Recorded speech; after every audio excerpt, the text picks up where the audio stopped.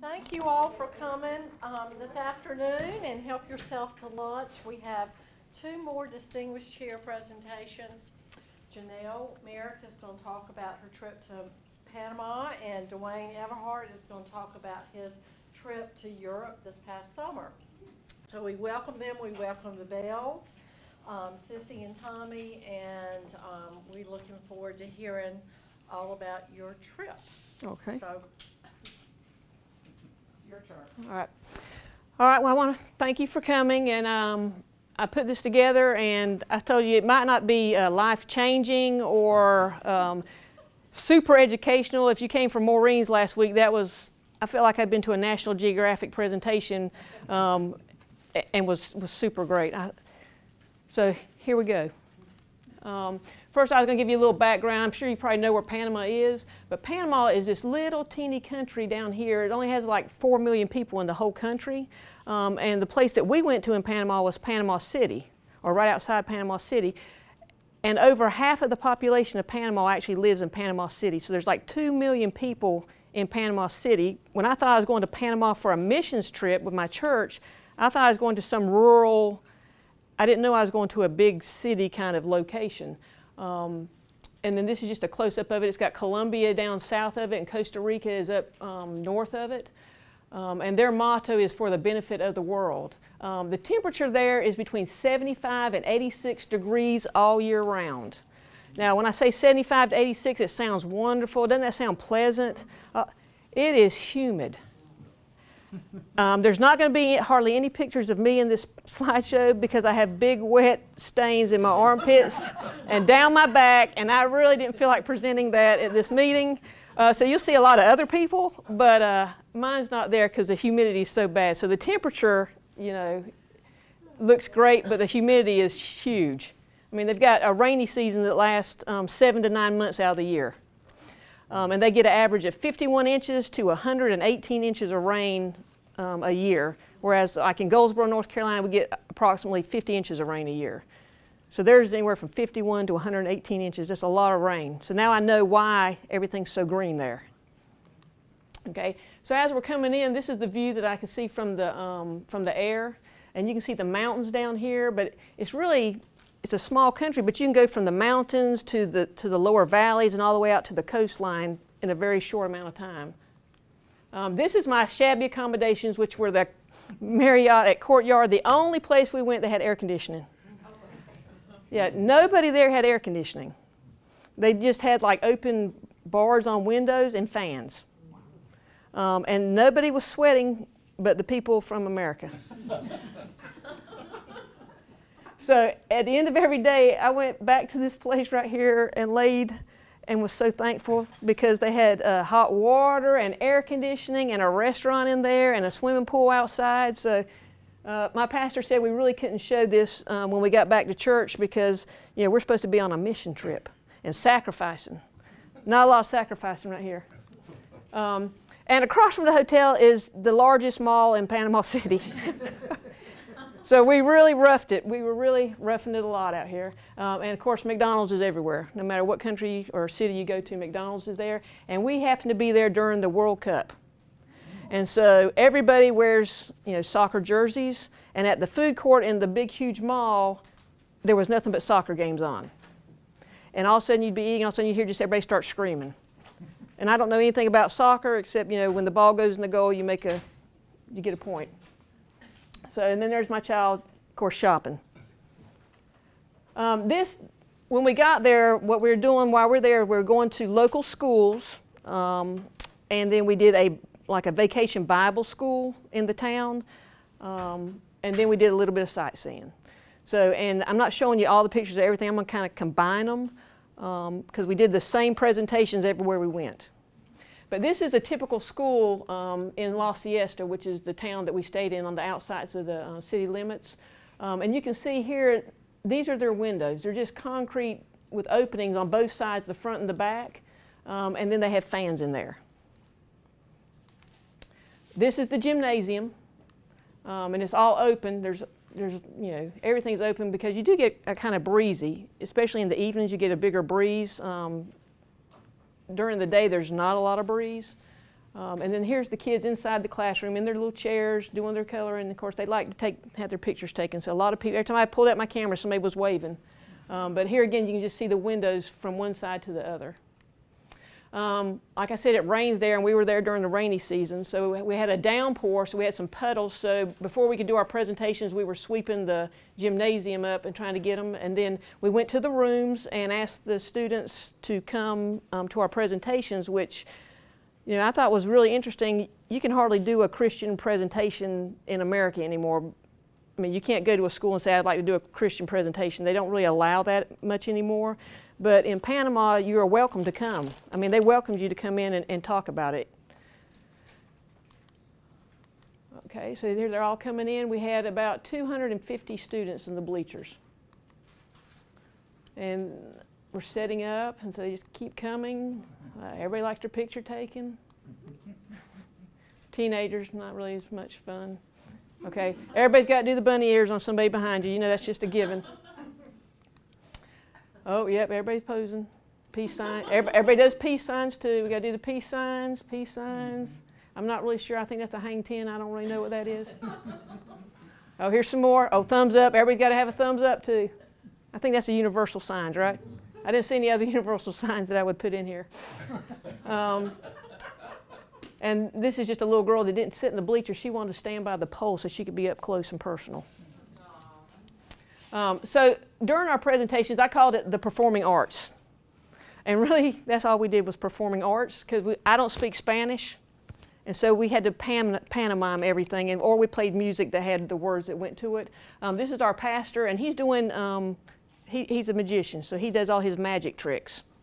And then here we're doing little skits. And this is my middle child, my youngest child, and then these are some other children in the church. This is my oldest. She's in the nursing program here at Wayne. That's the one that wanted to come today to talk, but they wouldn't let her have an excused absence from nursing. What is with those people? I mean, really? Didn't ask the right person. I should have known. So anyway, this is, I don't know if you can see that picture real well, but this is one of the skits we did about being careful how you give your heart away and giving it into the wrong things like, money, and we had little skits, and one of them was giving your heart to the wrong person. And so this is Michael. He's a young guy in our church, and he comes up and he offers her this rose to take her heart from her, and so she gives it to him, and then about the time they're walking away arm in arm, Randy comes walking by, and he throws her heart on the ground, grabs Randy, grabs the rose back, and go off another direction. And all the kids started booing him. They were booing and throwing paper out at him. And so from then on, he said, I don't know if I want to do this presentation anymore. So I thought it was pretty funny. So they still talk about that one. Then we did some dancing, performing, music. I'm not in any of them because I picked the pictures. And then at the end, after we've done all our skits and we've done our songs and we've done things, anybody who has questions, who would like to ask questions about what they've heard, then they separate into groups. And the boys go with one group and the girls go with another group. And then at the end, when they're going back to the classroom, of course we give them candy. Because I promote dental health wherever I go. So we're rotting teeth as we travel the world. Okay, this is the neighborhood around the church that we did our vacation Bible school in. And you can see how green everything is. I mean, it's just so green. And so what we did is we just broke up into groups, and we had one Spanish person that went with us, and we just invited children to come to vacation Bible school. And these are all different places. Now this is, there's a school here outside, and this is the soccer field at the school. They've got grass everywhere, and it is bald as it can be on the, guess what they do all the time? They play soccer 24/7. I told you, I think there's a picture in here later where they're playing in the streets. So the neighborhood that we went to, right beside it, they're building a new neighborhood. I don't know if you can see it. This is the part that's under construction. These are the ones they've already done. There's like hundreds and hundreds and hundreds of new houses going in. And the people there said they were very concerned because they're cutting down so much of their vegetation to build all these houses. But Panama City is just spreading out, expanding and spreading out, and they're cutting down all their trees. And these are just trees that are in people's yards with the coconuts and the fruits. And I just couldn't get over how many houses you can see from just that's just one angle. And you turn the other way and they're all the other way, all the other direction too, as opposed to the ones that were more individual. So after we went out and asked people to come to Vacation Bible School, we had a couple hours before they actually started coming to the church. And so all the kids broke up out into the street and picked teams and played soccer. And I took a few pictures, and then I had to go in the house because also the taxis come flying down through the streets. And all the kids know they just scatter. And the taxis blow the horns as they're coming down through the streets, but my children aren't used to scattering like they do. So I had to leave because I was too worried. So I took some pictures and I went back into the church and said, I hope they don't get run over. Yeah, I'm a good mom, I know. Okay, so then about 30 minutes before our Vacation Bible School is supposed to start, people just start coming. They're coming from all over. You see them walking up the streets and they're coming to the church from all over. I mean, it was just amazing. They also come in on buses. Now these are our private buses. You see how they're all decorated? This is like, instead of like taxis, they decorate their buses so that you will rent their bus. And that's their job, is to rent out their buses for whatever functions. And so the church uses these two buses on a routine to bring children, because it's too far for them to walk, to the church. And when I say they're packed, I thought it was like one of those little clown cars. The kids just kept coming out. I don't think they have like a capacity cap or anything for how many people you can put in a bus. But one day one of the guys who went with us said, I've got to count how many children come out of there. There was 87 children on that bus. 87 children.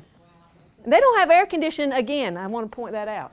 All the windows are down, but when they usually come up, they're hanging all out the windows, and I mean, and some of them are really teeny, so these are all the children that came, and the ones that come regularly had their little club t-shirts and stuff that they wear. But all these children, and the room is about the size of a hallway, like the hallway out there. All over the place. You can see the different age groups according to what color they're wearing. More and more. And the inside of their church is probably not as big as this room. And then we did some crafts, of course. Everybody has to have their crafts. So we did craft time. We did lots of game time. Now here's the only picture you'll see of me doing a presentation. And you can't see, I'm wearing dark blue, so you can't see the sweat. But we're again doing our presentation. The children dressed up and did some presentations. They're taking paper plates with Bible verses on them and arranging them, and whoever can get it done first gets candy and all that kind of stuff. These kids are playing. These are playing a balloon game. Again, here's a game it reminded me of musical chairs. But they sit in a circle around the outside edges of the room. And so what you do is there's one person, and you go over and you pull, and music is playing, and you pull somebody up out of their chair, and you sit in their chair. They have to go somewhere, pull somebody up out of their chair, and then when the music stops, whoever's left is out of the game. And so, but it takes a long time for this game to end. That's a long time, y'all. Okay, he's really excited to be here. He's having a lot. We're doing more magic tricks, more magic tricks. You can tell my children in most of these pictures because they're the only blonde heads in the whole group. So there's mine, and I don't even know all the games. I just stand there and watch. But she's a joiner in of games. She's a game player. If there's a game, and sometimes they got a little violent, I was a little bit worried. They're getting a little aggressive, but they loved it. Oh look, now we're getting the little dessert. We got the little, you know, the icy things in the sticks. What are those things called? The little icy pop things? Yeah, I could have eaten about 6 of those. And, oh, there's our air conditioning right there, right there. Yeah, whew. And they're not even hardly sweating. I just can't get over it. See all the air conditioning we got going on? And like I said, it's during the middle of the World Cup, so everybody's got soccer balls everywhere. Okay, now this little girl was special. This is my daughter Lane, and she's like 12 in this picture. There's only one bathroom in the whole church. It's got one stall in it. And so Lane says, okay, I've got to go to the bathroom, come with me, because she's not sure about all these people. So we go to the bathroom, I'm standing outside the door, and she goes inside, and I'm standing there, and this little girl comes up and goes right on in the door. And I can hear the little girl jabbering in Spanish, and then I hear her beating on the stall door. And I hear my daughter say, Mama, Mama, Mama. And I go there, she goes, I don't know what she wants. I don't know what she wants. She said, I tried to hand her toilet paper. I said, oh. So I went and got one of the ladies at church, and I said, can you come and translate for us? She wanted to tell my daughter how beautiful her blue eyes were. That she doesn't get to see blue eyes. And Lane's eyes are like really, really blue. And so she was beating on the door to tell her how pretty her eyes were and how she liked her blonde hair. I thought, well, okay. And Lane said, why'd she follow me in the bathroom? I said, I don't know. Because she's like 5 years old. That's what 5-year-olds do. But then she wanted her picture taken with her. So I told them I would put the picture in here. At the end of Bible school, whoever brought the most visitors, we gave them a tablet for bringing the most. And she brought 43 people. Yeah, 43 people. Okay, now I'm telling you, that church, we had almost 400 people. I don't think there's a fire code for occupancy in Panama City either, because you were up against the wall and people just kept coming and coming and coming. Okay, here's some more games. I told you, it gets a little bit aggressive in there. This is Island and Shark they're playing. So the children inside try to pull people inside the island, and the people on the outside in the ocean try to pull the kids outside. It gets a little aggressive. And so we met in churches, but we went around to the neighborhoods, and they had these shelters built with these like tile floors, and all open, everything's always open. And then children would just come. I don't know how they know, but they just started gathering at the center here. And then we had a dog came up and joined us. And I'm gonna tell you, I almost thought about doing that myself. Because that was cool, and I was hot. Okay, so, and then after the end of the night, the church people would feed us. And so these are the two pastors' wives here, Isa, and I can't pronounce her name, the short lady. And you'll see later, she's like really short. Not that there's anything wrong with being short. But here's the food. Now this is a little odd. We had chicken, lettuce, boiled potatoes, gravy. Now that's not what's weird though, is that they put your lettuce on it and they put the potatoes on it and they pour gravy all over it. I've never had lettuce with gravy on top. It wasn't really that good, but I ate it. These are some, what are they called? The banana looking things? Pantines. And then they fried them. And that's the pretty tres leche cake that they made for us that doesn't look anything like the tres leche cake that I made because my saran wrap stuck to the top. But tres leche just means 3 milks. So it's also, I call it soggy cake. So if you love soggy cake, then this is the recipe for you. This is all of us eating. And this is us going to Panama City. Now this, look, looks like you're going to New York City or something, doesn't it? But you have really, really great, beautiful homes with high-rise, beautiful stuff, and then you have poverty. And guess what else we did while we went there? The Panama, can you read that? That's Spanish. Let me read it for you. Panama Canal. And then, so while we were there, everybody has to go to Panama Canal if you go to Panama. And so I didn't really know that much about it, except there was a canal that ships went through. But now I know that, before, they used to have to go around the Cape of South America. And there's a lot of bad currents, and so you lost a lot of ships and stuff down in the southern part of South America. Now you can just cut right through. I'm all about taking the shortcut to go through. But I didn't, and I also didn't know that when they started the Panama Canal, it was started by the French. And that it started in the late 1800s is when they first started exploring this. And so the French came over and brought their engineers, and they started the canal. And as they progressed, people kept dying. They were having landslides because the engineers that came over to make the plans only came during the dry season, the 4 months out of the year that were dry. So the dry season and the wet season are nothing alike. So once they came over and started the excavation and stuff, and then the rain started, they had all these landslides coming. And so they weren't prepared for that. And then on top of that, that's where malaria and yellow fever. So droves of workers were dying off, and nobody seemed to understand why they were dying. The French kept sending people over, saying, send us some more people. And so they tried to keep it real hush-hush that everybody who's coming over is dying. I mean, that's what they tell you at the little place where you go. That's what they tell you. And I also didn't know, I thought the canal was like one level. Like they just dug a trench through the middle of the country and they put boats in it. And they put some little toll booths or something you had to pay. I didn't really know a lot about Panama Canal. But when the French finally ran out of money because they didn't make any progress, and in like 1904 or 1902 to 04, then the United States took over the Panama Canal construction, and then they finished it in 1914. They started, what's what it says on the building, that it was completed in 1914, and so then we had control of it by the U.S. And we brought in engineers also, we brought in equipment from the United States, and we brought in people who set up sanitation and irrigation, which got rid of the stagnant water that was breeding the mosquitoes that were bringing the malaria and the yellow fever. And so, you know, the death toll really was much less, and so they were able to complete the construction.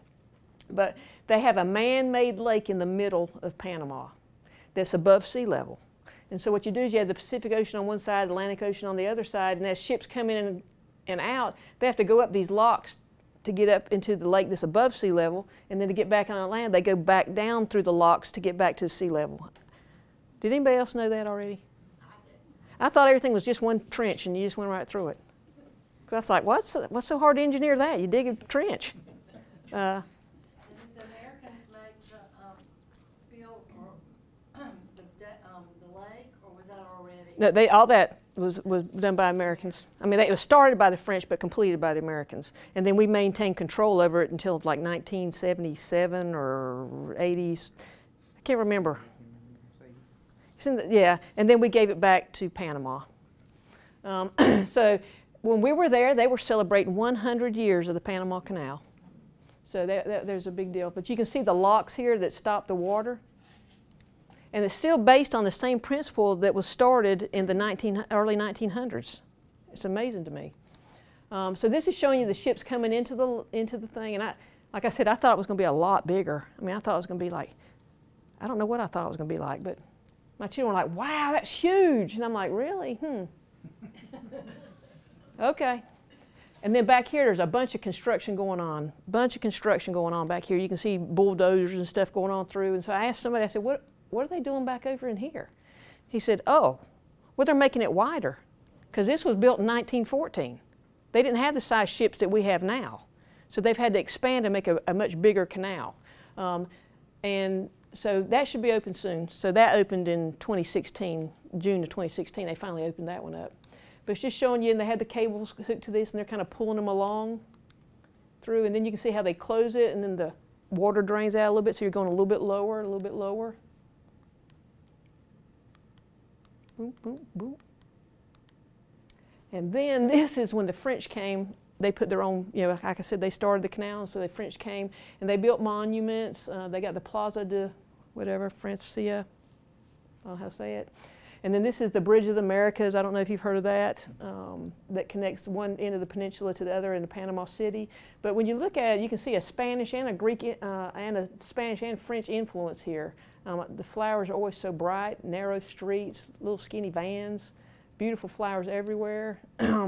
Also around that plaza, they have the vendors. And there's, I didn't get a picture of it, but there's one vendor that didn't sell anything but license tags, like off cars. I know, like the one that I had up on the very beginning slide. And my daughter said, oh, I want one of those. I'm like, really? She said, I'm going to hang it in my room. So now she has a license plate from Panama hanging in her room. And I thought, okay, well, somebody's smart. People buy them. And then this is at church the last Sunday that we're there. And I don't know if you can see these people that are in the traditional dress because they have indigenous tribes that still live there in Panama. And these people were the Kikuna Tribe. And this is what they dress. They wear bright colors. They wear the bracelets on the legs and the arms. And then on their upper torso, they have tattoos. All underneath it, they have tattoos that are of some significance. And so they were all over. So you know these are the Kikuna Tribe women. Then these are all the little kids from the Sunday school are singing a song to us before we leave. It's a lot of people. They gave us gifts.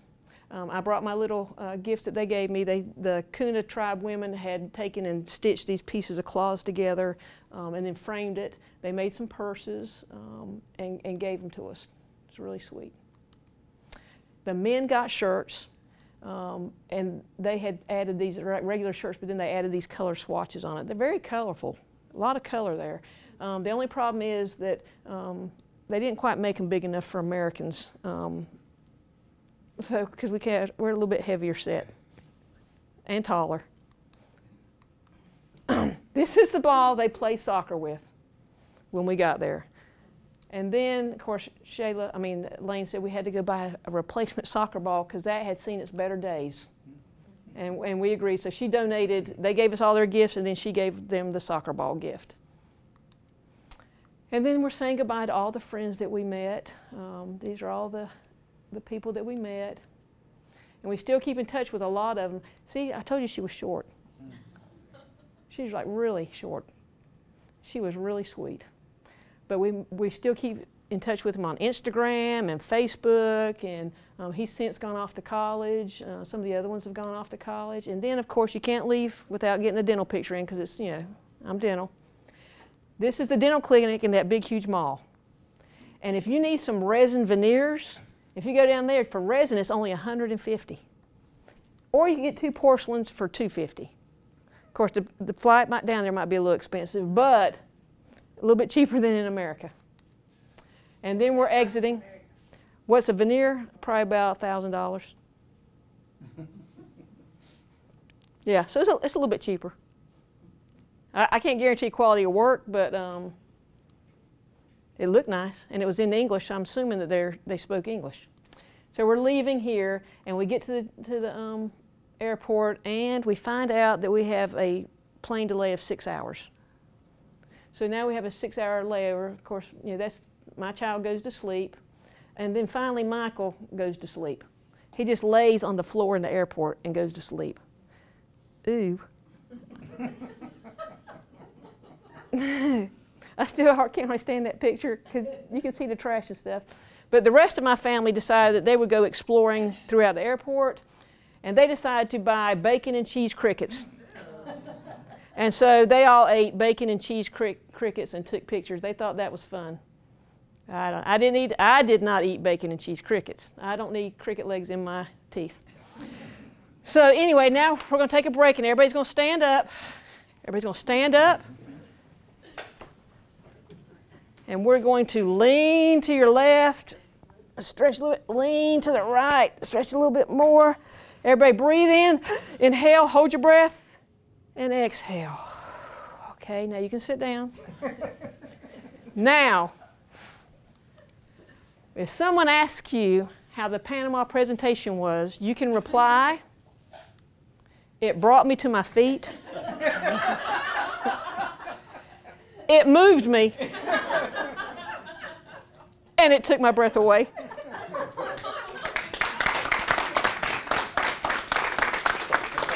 Thank you. Yeah, well, we couldn't have 2 different presentations. First of all, I didn't bring a slide presentation, I'm sorry. To be real honest, I took well over 600, probably close to 700 pictures. I've got about halfway through that I've been writing down what they were. And even by then, I'd forgotten most of it. So, and I started like the day after we got back. We were very fortunate. We booked a tour of Europe through Globus Tour Lines. Have you been on, Patty? Oh my gosh! If you travel, and they're all over the world, so if you travel, I recommend them. I mean, we had a great time, well taken care of, and they were absolutely wonderful. I mean, we didn't have to worry about anything. Our bags were taken to our rooms. We didn't do anything except enjoy ourselves, which was great. We didn't have problems with air conditioning, though I do understand that most Europeans don't have air conditioning. We had one hotel that their air conditioning, I mean, it was warm. It was warm for us, where everything else has been perfect. That was one hotel, and that was in Heidelberg, Germany. And it was uncomfortable because you really can't adjust it, and it was probably in the upper 70s, low 80s, but every place else was fine. So the only other place we found there was an issue with air conditioning is if you took the subway system. And there's no air conditioning in the subway systems, and they're hot. So, but that's the only issue we had with air conditioning. But the way our flight, or our way our travel went, we flew into London. We had 2 days in London to tour. We got to see a lot of nice things. One of the first things that we did was we got a pub tour where we got to go and have traditional English food. I won't eat fish and chips in London again. I'd heard it's a little bit different than what we have here. We have light batter on our fish. No, they've got like about 20 coats. And it's like you're just crunching through until you finally get into the fish. And it was, so I was kind of disappointed in it. The ale pie, though, was excellent. I had a bite of that, and it was very good. And the people who had it really enjoyed it. Then we got a cruise on the Tyne, right? Thames. Yeah, I got trying to keep all the different rivers straight. We were on the Thames. We had an evening tour. And you know, you think about when, at least I did, my perspective of Europe, I'm expecting all these old buildings, and we did see a lot of those, but it's so modern. You just saw all the, and how they're making more and more modern skyscrapers in London, and weird shaped ones. Is beautiful, especially when the sun finally went down and all the lights came on. It was absolutely gorgeous. But then the next day we got a tour of the city, and we got to go down to St. Peter's Cathedral. And then it set in and really occurred to me, being a slight history buff, because we went by one of the walls and they left it up from the Second World War. And you could actually see where the damage had been done with shrapnel from the bombings, the Blitz. And it occurred to me then that most of London was destroyed in the early 40s. So it has completely been rebuilt, and very, very few structures remain. So some of them have been redone, especially around the palace and stuff like that. And so, but other than that, you have more modern structures. We were very fortunate, and which I didn't know until we were able to book our trip. The Queen goes to Scotland 2 months out of the year. All right, August and September. It's the only time you can tour Buckingham Palace. You get to, all other tours get to see the outside, but that's the only time you can actually tour the inside of Buckingham Palace, and it is amazing. She had all of her gifts, well, probably not all of them, but most of her gifts displayed. So you went through the various rooms, and they would tell you about what the rooms. It's a walking tour. You get the headset, you get to walk through it, and it told you all about it. So it was gorgeous. They were they didn't want you to take a lot of pictures. So if you're taking pictures, you're basically getting your phone out and you know, putting it away real quick, because they were kind of iffy about doing a lot of things. There's only one other place that we weren't allowed to take pictures, and I'll get to that in a minute. But Buckingham Palace was absolutely beautiful, and the gardens, and we got to go through. There's a park across from the palace, and it's just amazing. The landscape and stuff was gorgeous. We went from London to Amsterdam. We took the train. We went under the channel and came out. We went into France for a little bit, and then we went into Belgium. Then we jumped our bus. Finally got on our permanent bus that we were going to use the rest of the trip. And we drove into Amsterdam.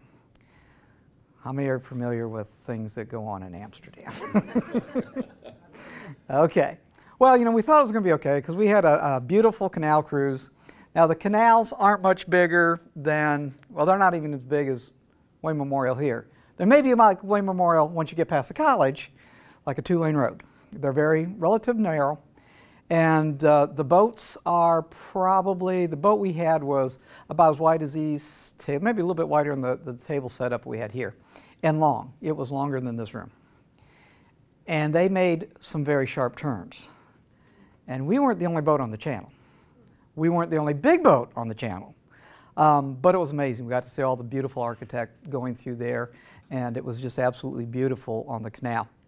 The one thing I did notice that would kind of bother me, and they had a big event the day before we got there. We were there on a Sunday, and they had thousands of people that went to Amsterdam, and there was all kinds of events going on that weekend.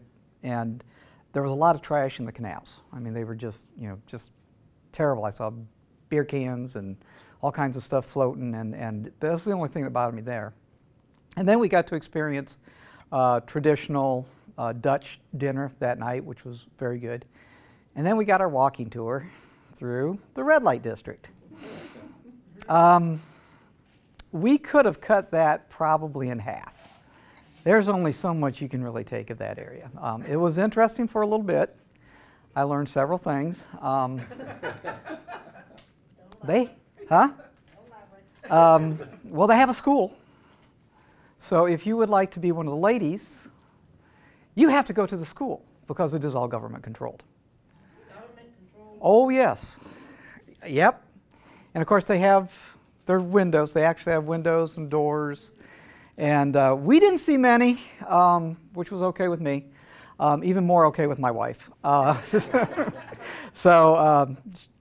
the other fun thing about Amsterdam was they told us when we got there, if you would like a cup of coffee, go to a coffee cafe. Avoid coffee shops. They do not serve coffee in coffee shops. But you do have your choice of cannabis.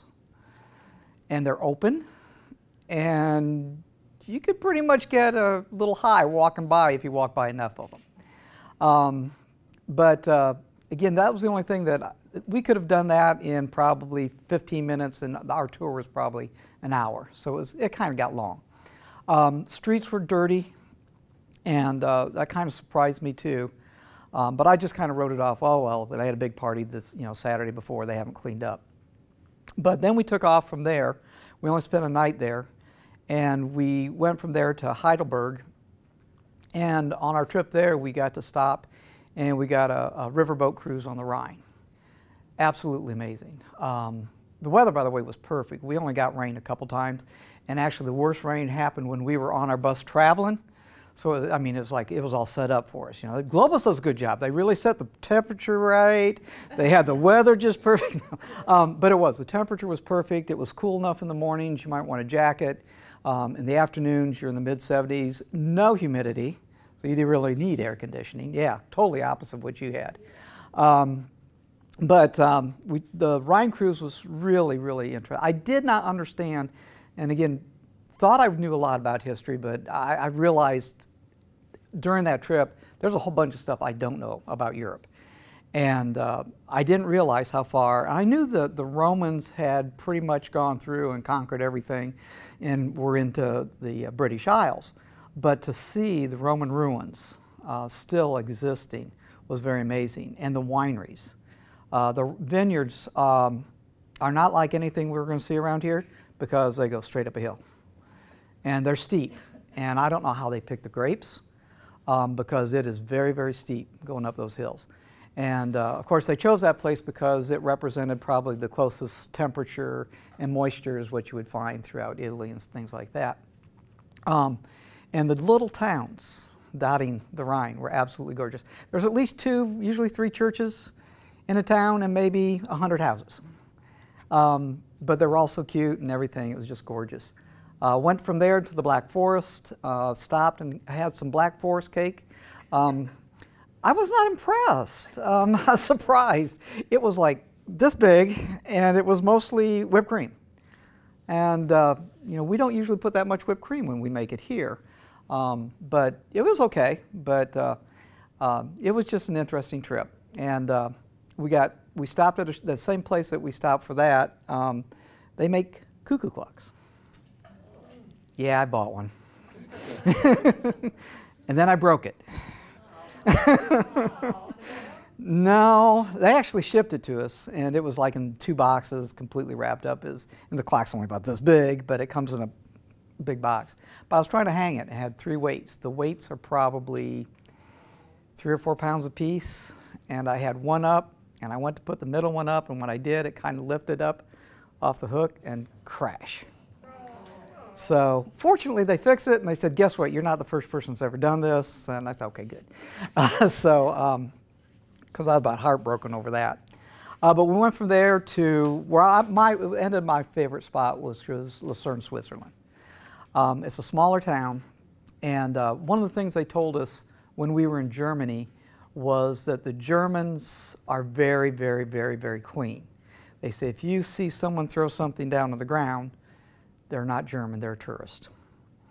And that was one thing I really noticed. Like I said, we were just in Amsterdam where there's filth everywhere, and the next thing you know, it's pristine. The streets are just maybe a gum wrapper once in a while, but that's about all we saw. There wasn't much down there, so it was very, very clean. The streets were very nice. And the same thing we found in Switzerland. In fact, I thought that was maybe a little bit cleaner. The streets were very clean. The only thing is there's a lake there, Lake Lucerne, and it butts up to the town, and the town is like on spokes. And we'd go out walk in the evenings or something. We had free time, and you got lost real easy if you couldn't remember landmarks. And we were right downtown, and but it was so easy to go, okay, well now where are we? Because it pretty much all looked the same, even as nice as it was. We got to go up Mount Pilatus. Beautiful. When we were getting ready to go up, it started to get cloudy because you couldn't see the top of the mountain. And when we got to the top of the mountain, we were completely socked in. You could not see below. So about 3/4 way down or up, whichever way you're looking, you know, you could see everything. It was absolutely beautiful from that angle. And how we got up there was probably most interesting. This is their train is on an angle. Now you sit perfectly still like this, but your car is like this. It goes up at a 43-degree angle. And you don't realize it until you look out the window and see how the mountain looks. And it's an older type of train. They keep them up, obviously. And it's about a 30-minute ride to the top of it, but well worth it. It's beautiful once you get up there. Even though it was covered with clouds, it was beautiful. And then coming down, we got to take one of the little cams, like the ski cams, or gondolas, or whatever they call them. And again, you just could see so much. And I thought about right there just seeing if I could move there, because it was gorgeous. It was absolutely gorgeous. And then I got thinking, wait a second, they have winter here too, don't they? So, okay. But had a really, really, really good time in Lucerne. We got some Swiss chocolate. It is amazing. I don't understand this, but Globus seemed to drop us off at the Rolex place. And our tour guide kept talking about how she'd like to have a Rolex. And we didn't get her one. She was good, but not that good. We went from there and to Paris. Every place we stopped, and we did, most of our stops were on roadside stops, gas station. The bus could gas up. We could gas up and go to the bathroom, so it was great. Except they have paid toilets, which was interesting. I didn't even think about that, but I think it was roughly about anywhere from 50 to 70 cents to use the bathroom. They're perfectly clean. They're not like what we see around the United States for public toilets. And they have an attendant there. They're constantly cleaning them. They're just very, very neat and tidy. Everybody speaks English, which was another nice thing. We never had a bit of problem in Amsterdam, in Germany, in Switzerland, with anybody when we stopped to eat and go to the restroom and stuff. Everybody spoke perfectly good English and easy to understand. They could understand us. When we did stop in Germany, that was probably one of the weaker areas. A couple of people could speak English. One was kind of weak. And the people who were serving us, I don't think could speak English. And I found it just easy to point at something, go like this, I want that. And they pretty much knew that, so they handed it to us. But the only place that I thought, and I've heard about this in France, that people over there can be a little snooty. Is that a good word? So when we stopped in our place in France, it had been pouring ever since we left Switzerland. It poured all the way till we actually got to Paris. It just rained all the way, which was fine because we're on the bus sleeping. But we stopped into a little place outside of Switzerland, and if they spoke English, they didn't bother to. You actually felt like, we don't want to talk to you. Just give us some money and walk out. And they were really kind of snooty, and it kind of surprised me. But what really surprised me about that spot, of course, some of you know I like motorcycles. ran into the Hells Angels. Yeah, I know they're all over the world. Now you would think Hells Angels, we think about what we see here, you know, the beards, the leather, the long hair, tattoos, short haircuts, very neat, very almost professional looking. And the only reason I could tell they were Hells Angels was because when they turned around, they had their vest on and they had the patch on. So, and they were out riding in that. Again, being a motorcycle enthusiast, I think I only counted 2 or 3 Harleys out of that. Everybody else had one of the Japanese models of motorcycles, and there was about 8 to 10 of them that were riding. So I thought that was kind of interesting. Paris. I fell in love with Switzerland. My wife fell in love with Paris. It was absolutely beautiful. We were on one of the upper floors of the hotel, and when you looked out, you got to see a part of Paris. You couldn't see it all, but it was beautiful. The way it's set up, it's very neat, very tidy looking. We got to go out. We did get to see Notre Dame. It was beautiful. Some of the group went inside. The line was long. We didn't have a go to the front of the line pass like we did almost every place else. And so I kind of stayed back, but they're actually having a service in there. So they were kind of ushering people very quickly through the back. They said you really couldn't stop and see anything. And again, it was kind of one of those things that you had to grab your phone. And oh, the other place you couldn't take pictures, the red light district. So I have a Nikon, and so I kind of tucked it under my jacket so nobody would bother me, and I didn't take any pictures.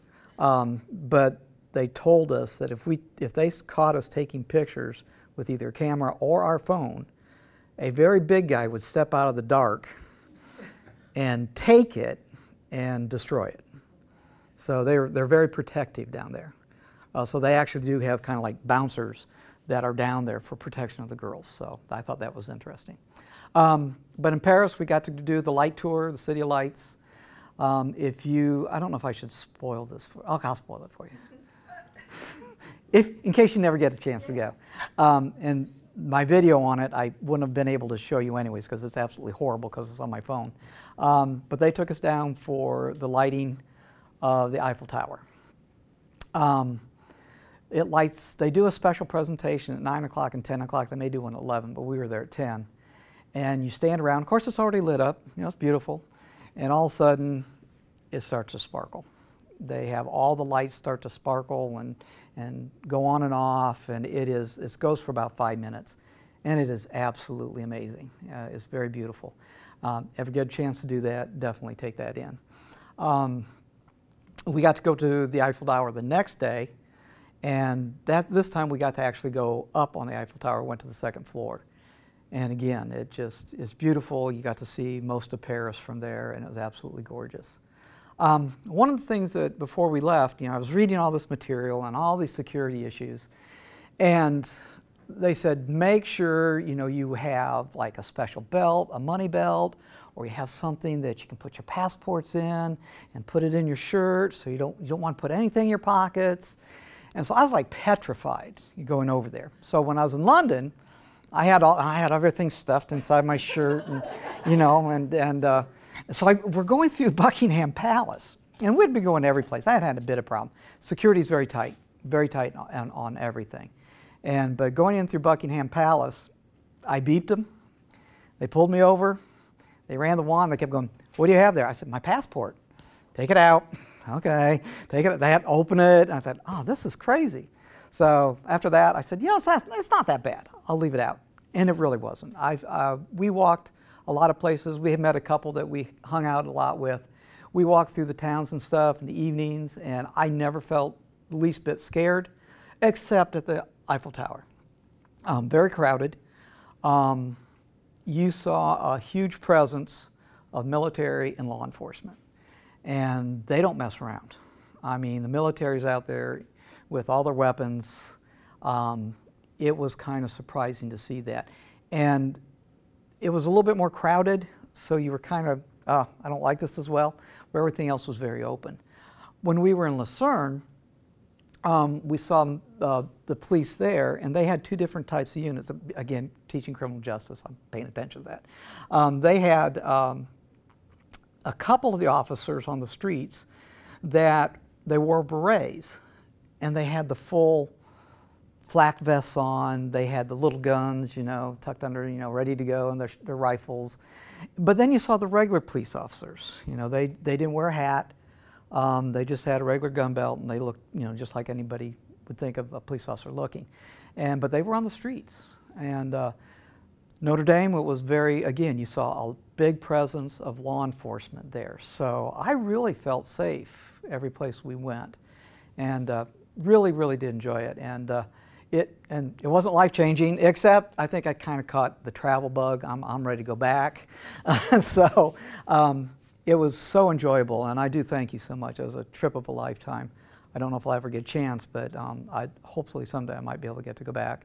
And I encourage anybody who gets the chance. Again, it was very fast, I'll tell you that.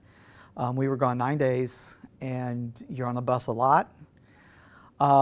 Get used to sleeping with your head kind of cranked off to the side. It's not always comfortable, but you're doing so much when you're going.